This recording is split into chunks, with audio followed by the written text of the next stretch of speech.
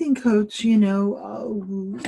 sometimes when you have somebody who maybe is very belligerent, very angry, very shut down, and very much in pain, and you realize that this person really needs help, but they've put so many walls in front of them that and you want to help them, but you also want to be careful, because you're dealing with fragility, and you're dealing with pain, and often you're dealing with trauma. They told me that almost every waiter in Los Angeles, is also an actor. So I wanted to almost. So I wanted to ask you, is it like this? And what is the first thing you say to somebody who wants to be an actor? Don't. No, I'm just kidding. I don't say that. I say the opposite. I say go for it. Go for your dreams. Because it's a wonderful profession. And if you can work and you can be fulfilled as an artist, then you should follow your dreams. That's the most important thing in life. The question is, if you have a school, and that you release the people later on in a very, very hard and tough industry, do you prepare them for this as well? Or how can you, motivate them and give them like a realistic perspective of this profession? My message is very consistent in terms of hard work, being willing to work hard and go past what's comfortable. And because it's hard to stay motivated in this art form if you don't get to do it. So you have to find a way to do it no matter what. No matter what, you have to find a way to be creative. So I am a great believer in being proactive and partnering, creating a community of artists around you, and engaging in certain collaborations with people that are a good fit, that you feel, you're eye to eye. So to that end, a lot of my students throughout the years have partnered up with, other actors and have created, movies, theater companies, web series, readings of new material. I mean, the list is endless in terms of how to find a way to be creative together. And I think that, the joke used to be, is every waiter an actor? Well, now it's, every Uber driver. But I think more than just an actor, some role in the arts, whether it be a writer or a director or a producer. And people have to juggle, especially now since the world has changed completely. With this virus, with this pandemic, people have to juggle and find a way to survive, because now it's really about survival. Why is it so hard to break through this industry? Partly, I think it's a great question. It's a really great question. I think that partly there's misconception about what it takes to break through. I think, I go to the bank. This was a few years ago to make a deposit, because I'm not going to the bank anymore. I'm doing it through the internet.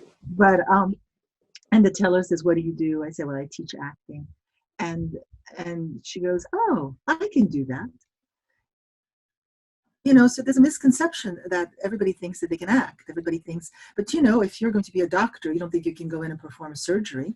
If you're a lawyer, you don't think you can go into court and defend someone. If you're an accountant, you don't think you can prepare someone's tax returns. So why is it that you think that you could create a character like that and break down a script and without, having the craft? Without having the craft of acting. So I think it's a misconception, everybody, because actors make it look easy. So it looks like it would be easy. And of course, the art form lends itself to be seen, to be adored, to be, it's glamorous. It's glamorous to be on set. Of course, having made 5 feature films, I can tell you that some of it is not glamorous at all. Some of it is exhilarating, but some of it's hard work when you have to wake up at 4 o'clock in the morning and then be on set and it's freezing, and or you're shooting something in the middle of nowhere and it's really, really cold. or it's really, really hot. I shot a movie, it was like 115 degrees. We could hardly breathe. I was holding the little portable fan on my face. Uh, so some of it is not glamorous. And there's a misconception that it's easy and, you know, you don't have to have le métier. You don't have to have the preparation for it, the craft for it. You can just do it. And yes, at the end of the day, an actor should just do it for sure, but with a lot of hard work behind. What craft do you need to be an actor? You know, you have to understand how you can tell a story, how you can create the character, to understand how to read a script. You have to understand how to make choices in the character. I just watched this movie Nomadland. I don't know if you saw it yet with Francis. Yeah, I haven't seen it, but I saw the trailer. Nominated for an Oscar. It's quite a beautiful movie. And it really, it's more than that. It's a big movie, and it taps into something. It's not a niche movie talking about the life of, you know, being a nomad, but it really taps into something very thematic and very huge in terms of people's, you know, desire to be free and to try and find that freedom. And so, you know, if you're cast in a movie like that, how do you illuminate, you know, thematically everything that it's trying to say? How do you create a character so you help the writer to tell the story, so you help the director to tell the story? That's what the craft of the actor has to be, you know, that's what the actor has to learn is the best way to make, you know, another life that is not them, but is part of them, because you have to make it part of you. You know, I always say creating a character is part of you adjusted. It's not a caricature, so that it's real, so that it has a profound sense of truth. Do you think every actor needs another method? For example, one has to be, you know, 24 hours, this person, and then he gets on stage, and is it another one he can relax in outside and then he goes in? Or, you know, every method goes with the same person, works with the same person, or every actor has to choose itself? No, I think there's different tools to different methods. And that's why, to me, the message for the actor today for 2021 is to be knowledgeable of all the different methods. So you find out what works for you, and then what works for you in this part, you know, and that may change down the line. So the more knowledge you have, the better it is in terms of creating your toolbox. I mean, I call it the golden box, where you can see what you're going to apply. You're not going to apply everything, you know, to every character, but the idea to have the knowledge to know, you know, what. And some actors, after they've studied a lot and they've worked a lot, are all instinct. But when a young actor listens to an older actor, a veteran actor that's been in the trenches for decades on end, talk about it's all about instinct. You know, they have to be careful not to misinterpret that. Yes, it's all about instinct after you've, you know, done it a million times. If not, you have to study how to make it come to life. Do you also, you need, it's not only natural talent, no, it's talent, craft, a little bit luck, and thick, and discipline, or what do you think? What do you need in this? I like that composition, you know. Yes, it's talent, but you know, Stella Adler used to say that you have to have the talent for the talent. And that means that the desire for hard work, a strong work ethic. And then I think a little luck, you know, not, it's, you know, people say, well, it's all about luck. No, it's not all about luck, but a little luck, I think you're absolutely right, helps you. The timing of something helps you, even for a filmmaker, you know.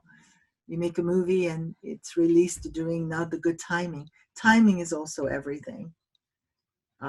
So yeah, it's a little bit, listen, it's complex, you know. If everybody had the formula, then everybody would get it right.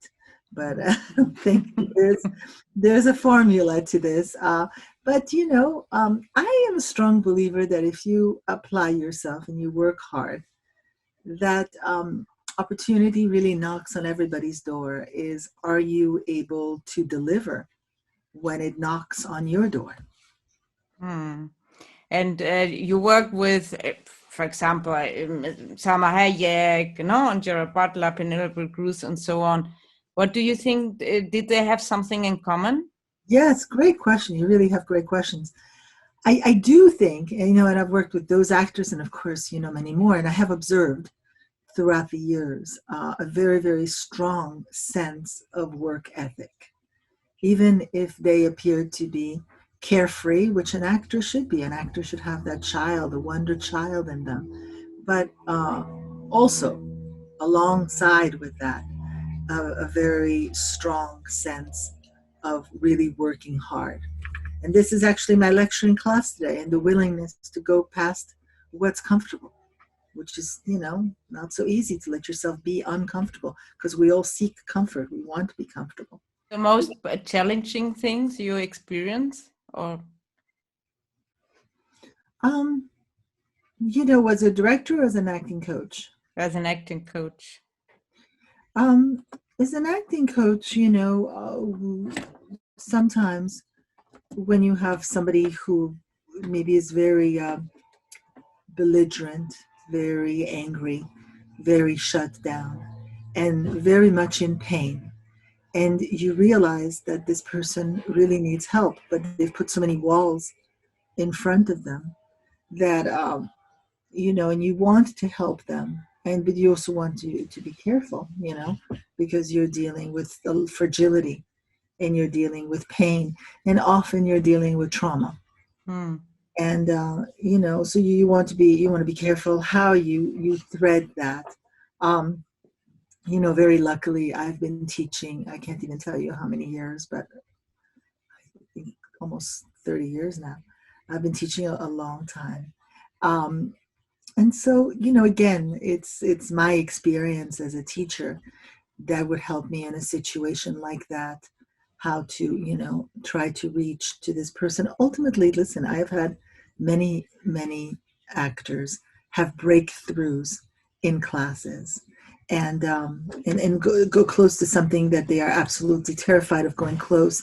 And what I have witnessed is after that actor was brave enough to go there, they changed their life completely after that. I mean, there's several images that are coming to mind right now of people that, booked a big Broadway job or booked a big television show or booked a big movie because they found the courage to face certain demons inside of them. And then it was used to their advantage. So I think that that kind of courage always pays off. And my question is, the acting, is it, if you're a good theater actor, are you automatically a good film actor, and vice versa, or not? That's a great question. I can't believe all these wonderful questions. I do interviews a lot. These are really good questions. Well, I think that it's easier if you're a theater actor to really, shine on film because it's harder to do theater. If you've just done movies and now you have to go on the platform and, do theater, it might be more difficult because you have to, work on projection, you have to work on your voice, you have to work on choices through your whole body. There is something called film technique, cinematic acting. Actors that work in front of the camera a lot understand that the camera comes and takes the performance from them. When you're on stage and you're performing on Broadway or in London or here in a small theater of a couple of hundred seats here in Los Angeles, the idea that you have to send the ideas, but without being fake, that they have to originate organically from inside of you with truth. They have to resonate with that kind of truth. It's a different muscle that you have to use in your acting instrument. But it is easier to go from, being a great stage actor to being in front of the camera than the other way around. If you have a young actor and he says, okay, I want to win an Oscar, what do you tell him as a suggestion? Is there a way to plan to win an Oscar? Because there are people saying, okay, it's not only the person who did it best, but was the best promoted person and the best promoted film. I'm not sure. Is it a way to plan to get an Oscar?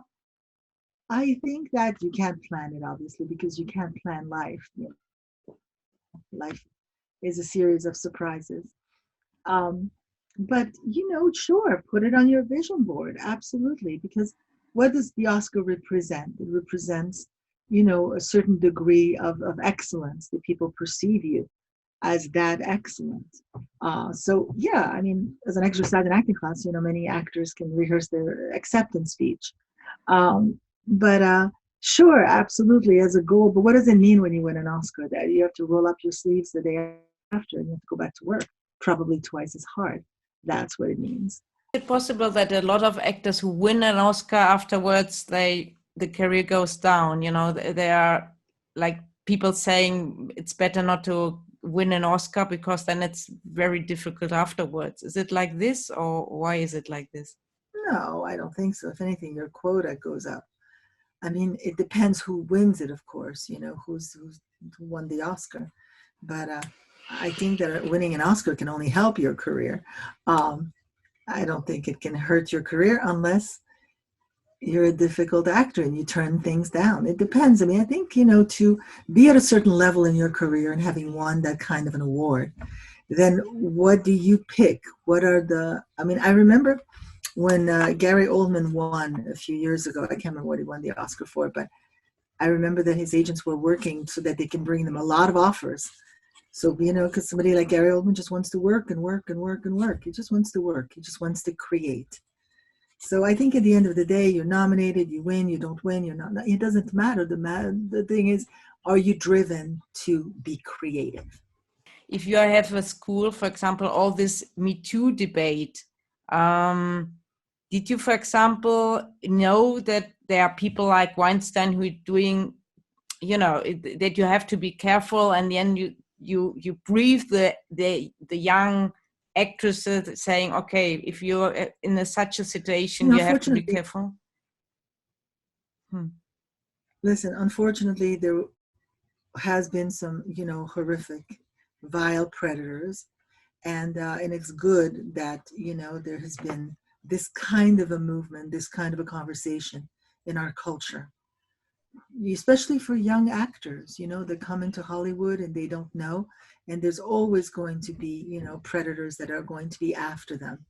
So that they feel that they have a resource, that they can speak up, they don't have to be silent. And this fear, that maybe a big producer or a big director or casting director would say, I'm going to ruin your career, you'll never work in this town again. The fear, which is just an unfounded fear. I mean, it's true that I think Harvey Weinstein did do some harm to some actresses, that they said they never were able to work again the same way. I mean, it's not that it's not true and it's not possible. It's just that now I think hopefully, actors can feel like they have the strength to fight back and have their voices heard. And for example, for your pupils, did you warn them before this, saying this can happen, because you have to react like this, or does it change? I always talked about the casting couch. I did. I always talked about that, and just I had to deal with it. When I was 19 and 20 and 23, and there was always somebody that chased you around some office or somewhere and went, if you give me this, I'll give you that, the quid pro quo of life. So, I did address it. I did talk about it, but also, very much in the context that you don't feel that you have to be a victim, that you can fight back and, you can expose someone and not, people don't undo other people don't undo someone's reputation, someone's career. You really have to, I think, be part of it. Only you can really bring yourself down. I really believe that. If you keep being consistent and you follow through and you do the work and you follow your passion, good things happen. I think you can really combat, unfortunately, if you car crashed with another person that has, very evil intentions, I think that you can counter them with your energy. Only you can be, part of your own demise. That's not Mm. to be said that people cannot harm other people. Please don't get me wrong. I mean, but I don't know, maybe I'm a great believer in fighting back and having a voice and really making sure that you're heard. Mm. Yeah, yeah. No, and only, and so that things change, no, in the last years. Oh yeah, things have changed drastically. Mm. Mm. Just watching this documentary about Woody Allen. You know, I mean, it's interesting. I mean, I've had discussed it with my sister. Did he or didn't he? Do you separate the artist from the art from the man? Those conversations that this whole entire story brought up.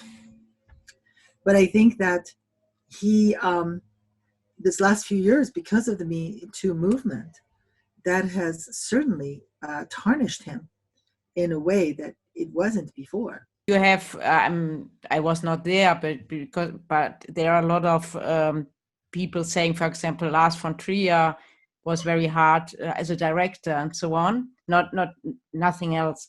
But the thing is, I'm not sure where's the limit for an actor to stop the work or not, because you're an instrument of several people there, not from the director and producer and so on. And I'm not sure what do you say as a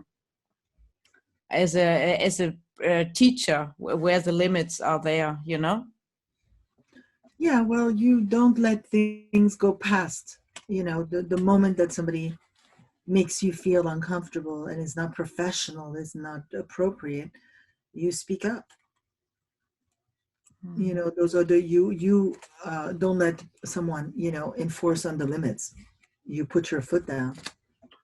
And so, yeah, no, I'm definitely a strong believer. I mean, it's a tool that you learn in life. If somebody makes you uncomfortable or does something or takes an action that doesn't feel right, to be able to articulate it and to be able to stop it and to be able to say to someone, this is my boundary, this is my limit.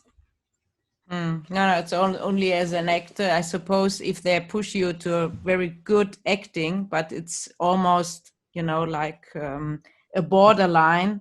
So sometimes it's, I suppose, very difficult, no, to see where to stop. It's it's interesting what you're saying, and I've had different experiences with different directors that have pushed actors past the limit to get a certain performance. Um, you know, it depends. I think that it's such a case by case, scenario. Depends who it is. Depends what happened. There's so many different possibilities. Uh, but I think ultimately the world has changed, not only because of COVID, this virus, but it has changed in terms of obviously, this idea of cancel culture, however way you feel about it, and this idea of, the Me Too movement and certain things that you can say and certain things that you cannot say, and how you have to be careful how you use your words, and that can come back to haunt you. And not only use your words, but your actions. So we're in a society. Is it good? Is it bad? Some of it is good. Some of it is good. Some of it, can be very bad, can ruin people's lives. I'm not sure, because in the end you have somebody who's like a genius, but then you have to see if it's the good, what is more important, not to be a good to be a good person or to be a good artist, no? Would go always with just trying to do the right thing first. That would be my philosophy, only because, and I'll just bring it back to a thing about acting. A lot of acting teachers, have a reputation of being eccentric and sometimes mean with people. Acting teachers have been known to pinch students to get them to really understand what it means to really react to a moment and not act it. Now, and I've sat through many classes where students would run out of the room sobbing because they were absolutely destroyed by a teacher. Now, because I've witnessed a lot of that and was, incensed and rebelled against this idea. Also, I rebelled against the idea of dogma. I hate the fact when somebody says this is the only way that you're going to do this. I go, really? I mean, the rebel in me goes, I know there's many different ways. Um, I've never taught like that, and I've never directed on set like that. I have had my moments on set where I've been frustrated and it's been difficult, both in my classes and on location. But I've always found a way to get out of it, and and try to not push, and try to not beat somebody up or whip somebody. And I've always felt that there was maybe a different way to get to it. And I'll tell you, 9.5 times out of 10, I have found that way. And it just makes for everybody just being less crazy and much happier. I don't think that you have to whip to get, a good performance. I think there's another way. Yeah, me too. So my question as well is there is a lot of a big film hub now in Spain with Netflix and Amazon, and so why do you think it's so interesting? Why did it get so interesting, the Spanish industry just now? There's, when we thought of Spanish movies, we thought of Pedro Almodovar. That's what we thought of, right? But now you have, what's the name of this TV show, the Spanish TV show, the Money Heist? Yeah. Papel, La Casa del Papel, right? There's that one. And of course, Narcos is not Spanish. Elite and so on. There are a lot of. There's a lot. There's just a lot. I mean, I think that writers and directors are coming together and understanding what, in pop culture, what in culture people want to see, want to talk about, want to see themselves reflected as mirrors. And the world has really become more international, We're fascinated by different cultures. We're fascinated by not the same thing over and over again. So, there's lots of things to stream. I mean, we talk about it all the time. We're inundated. I have a pad here with a million things that I haven't seen, that I want to see. There's just so much. I mean, how do you find the time to see everything? Especially if you have a family and if you have to work and you don't. So you have to, navigate and find the things that you absolutely need to see. That's why I always share with my students what's brilliant, like watch Anna Joy in the Queen's Gambit. She gives a wonderful performance. You have to find those performances that you cannot miss. You can't miss watching this. But I love the fact, because I speak languages, and I've traveled and taught internationally, and I was raised in Europe. I'm a great believer that we need to, embrace international cinema and watch, TV shows from all over the world. And we grow artistically by doing that. So I'm particularly thrilled, even though it's too much and it's an avalanche and we're inundated with content. I'm just thrilled that there's always something great that we can watch and, nourish ourselves with. I'm in Spain now, and Penelope Cruz is living here. So how was it working with her? Or I worked with Penelope Cruz several times on several movies, and that was a while ago now, because time goes fast. And I just remember her to be just very, very lovely, a lovely, lovely person to work with. I remember going to her house, and her coming to my house, and she was, very free and spontaneous, and that wonderful sense of spontaneity and willingness to explore and to try things, I think is, one of the crucial aspects of really being a great artist. Also, with the COVID, what has changed? How is it possible, for example, now to teach acting classes if the people wear masks, if you don't see the mimic and so on? Do you do a lot of with Zoom, or how do you do it? I do. Right now I do a lot of Zoom, but I'm starting again. Everything is reopening here in Los Angeles. So I'm starting again. I'm happy to tell you that Monday I'm getting my second vaccine. Oh, wow. This last year for me has been enormously creative. I've, edited this movie, The Runner. I have been preparing another movie that I'm going to shoot. I've been writing. I've been home with the kids, cooking and walking and watching things. And it's been an extraordinary year.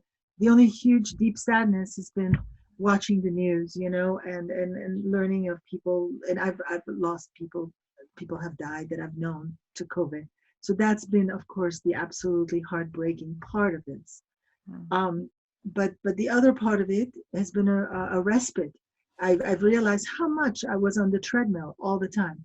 Go, go, go, go, go see this, go do that, and to be able to just not have the pressure to have to go and do. And this is that we've done a lot this year. I have a mother who's an aging mother in New York.